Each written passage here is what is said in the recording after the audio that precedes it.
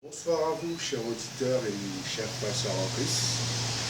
Ici Donald pour un nouveau message concernant la parole de Dieu, la parole de Jésus, notre berger, notre Seigneur, notre Créateur, celui qui a formé le corps d'Adam de la poussière, celui qui a créé son esprit. Vous savez une chose, le Seigneur veut nous dire, c'est par rapport à Adam que nous sommes là. Nous sommes ses descendants. Mais maintenant, nous vivons en nouveauté de vie. Nous appartenons à Christ. Christ est le dernier Adam. Par conséquent, nous lui ressemblons. Le premier homme, Adam, on a été créé à l'image de Dieu, c'est vrai. On avait l'image d'Adam.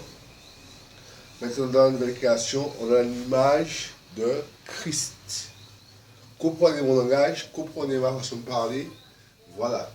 Donc, mes frères, une parenthèse que j'ai ouverte. Je vais prier et laisser le Seigneur diriger le message. Cher Père, cher Seigneur, cher Saint-Esprit, Père Céleste, je te prie s'il te plaît de nous donner la nourriture du jour, le pain quotidien, Papa, au nom de Jésus.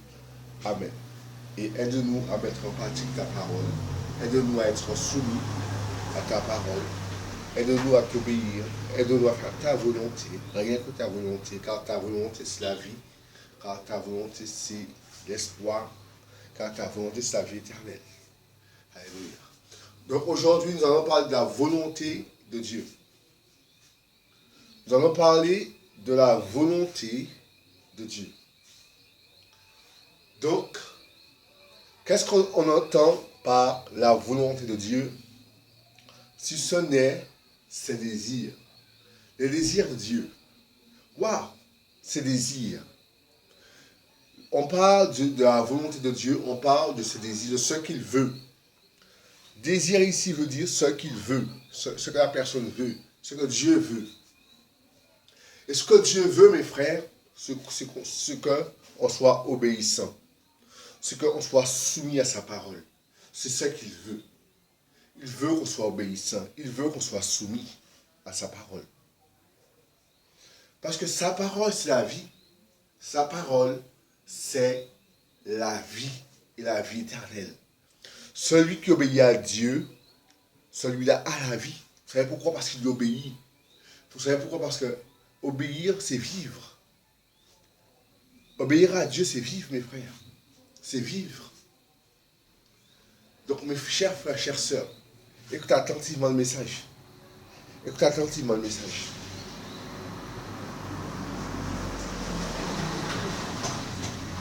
Faire la volonté de Dieu nous permet d'entrer aux cieux. Vous savez, ce n'est pas tout le monde qui réussit à faire la volonté de Dieu. Non. Parce que tous ne sont pas élus. Il y a beaucoup d'appelés, mais peu d'élus. Ce n'est pas tout le monde qui réussit à faire sa volonté. Pas tout le monde. Ce n'est pas tout le monde, mes frères. Comprenez mon langage. Tout le monde ne réussit pas à faire la volonté de Dieu. Jean, dans son épître, il dira, la volonté de Dieu n'est pas pénible. Et pourtant, il y a des chrétiens, des personnes qui sont des chrétiens qui trouvent que la volonté de Dieu est dure. Non, c'est pas dur. C'est pas pénible. La volonté de Dieu est faite dans la douceur, dans l'amour, dans la joie, dans la quiétude. C'est vrai qu'il y a des tribulations, c'est vrai qu'il y a des souffrances. Mais toujours est-il, nous obéissons avec amour. Avec amour. Nous sommes esclaves dans l'amour. Je répète, nous sommes esclaves dans l'amour. Vous savez, il y a une parole que cet esprit me rappelle là. Il dit, l'amour du plus grand nombre se refroidira. Et il m'a enseigné ceci. Il m'a enseigné que, qu'est-ce qu'il veut dire par l'amour du plus grand nombre se refroidira?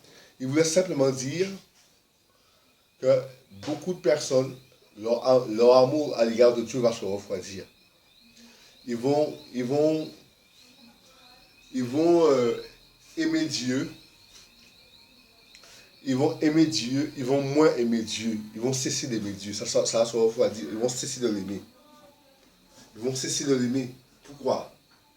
à cause des tribulations, à cause du fait que pour beaucoup d'entre eux qui ne sont pas élus, à cause du fait qu'ils ont été séduits, leur amour va refroidir.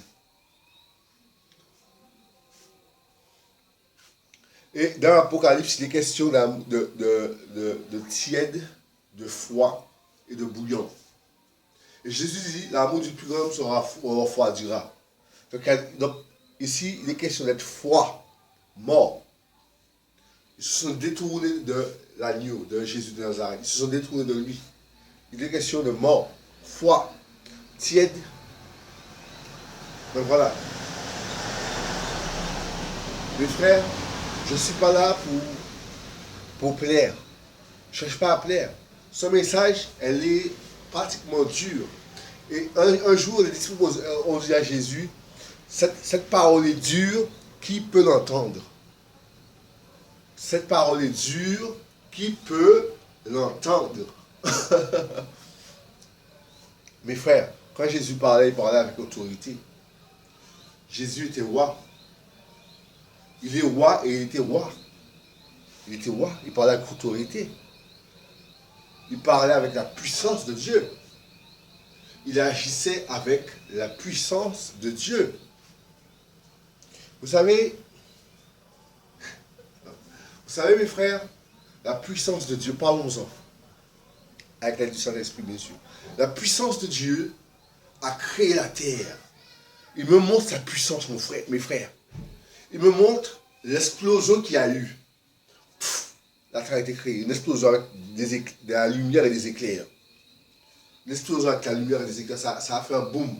Un big bang. Boum. Mes frères.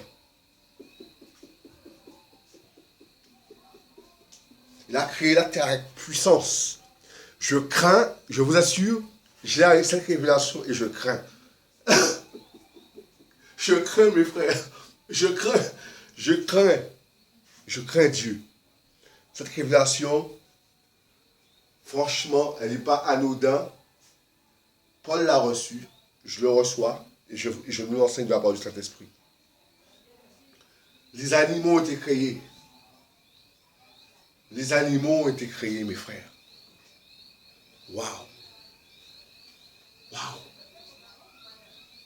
Le corps d'Adam par terre, en train d'être dessiné par la main de Dieu. Dessiné par la puissance de l'Esprit. Waouh! Mes frères, je pense que beaucoup d'entre nous aimerions voir un mort ressuscité. Pour voir comment le corps est dessiné. Il faut voir ça. Il faut voir ça. Vous savez ce que l'Esprit me dit? Il me dit que lorsque Adam a été créé, il n'avait pas de vie en lui. Au départ, le corps n'avait pas de vie. Le corps a été créé, le corps a été dessiné, créé. Et il fallait un souffle de vie. Il fallait insouffler le souffle en lui.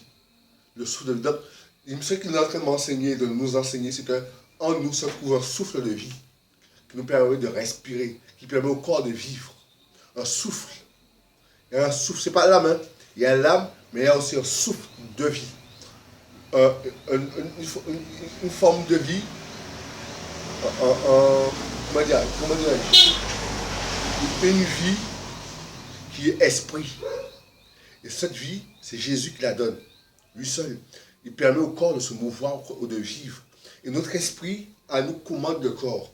Donc le corps vit par elle-même. La preuve, on respire par on respire automatiquement. On ne force pas pour respirer. C'est automatique. Tout a été réglé. C'est le souffle de vie qui permet au corps de vivre comme ça. On respire malgré nous. Ça ne tient qu'à nous d'arrêter de respirer. Mais sinon, on respire. Et l'homme devait vivre éternellement sur terre. De cette manière. En mangeant le fruit de l'arbre de la vie. Je m'arrête là. Passez une bonne soirée. C'était Lionel, disciple, au service de Dieu et à votre service. N'oubliez pas de faire un don. Ça sera posté sur YouTube et sur Facebook. N'oubliez pas de faire des dons au 03 402 59 V015. Je répète, au 03 402 59 V015. Merci. Bonne soirée.